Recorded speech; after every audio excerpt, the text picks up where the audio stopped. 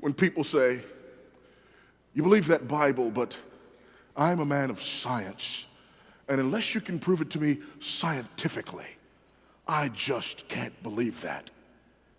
See, at that moment, I try to grab on the Bad Vody and hold him real tight and not let him go. Because I know what he'll do if I let him go. He won't be Christian. He just won't. Sometimes I think he's not even saved because of the stuff that he wants to say.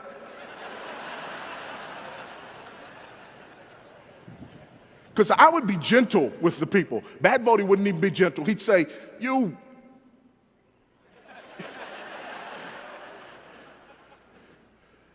He'd look at him and he'd say something like this: listen, you don't even deserve to remain in this argument, but I'm going to let you stay in the argument because I'm going to like what's about to happen to you. Because intellectually, I'm about to beat you like a tied up goat. So hold on right where you are, all right?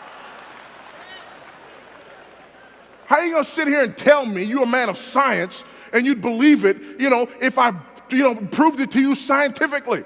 Why do you want me to use the scientific method? Do you not realize that you don't use the scientific method on historical events? That proves you don't even deserve to be in the argument. Here's the scientific method. In order to use the scientific method, something has to be observable, measurable, and repeatable. Folks, you can't use the scientific method to prove that George Washington was our first president. Why? Because his presidency is not observable, measurable, and repeatable. See, they messed around and let me go to school.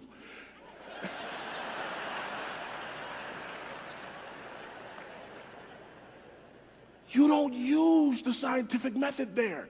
You have to use a more evidentiary method there. So what you do is like what we do in a courtroom. You say, do we have any eyewitnesses? Well, I just told you we got some of those. Do the eyewitnesses tell the same story? Yep, Friday dead, Sunday risen.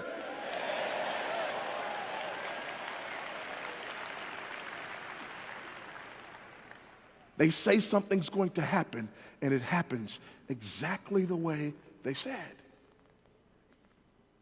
You see, we have no external evidence that would argue against the Bible's claim to be the Word of God. None. So the real intelligent thing to do is to believe what it says. So I don't choose to believe the Bible just because I was raised that way. I wasn't.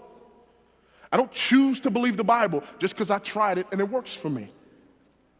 I choose to believe the Bible, now say this with me if you will, because it is a reliable collection of historical documents written down by eyewitnesses during the lifetime of other eyewitnesses. They report supernatural events that took place in fulfillment of specific prophecies and claim that their writings are divine rather than human in origin.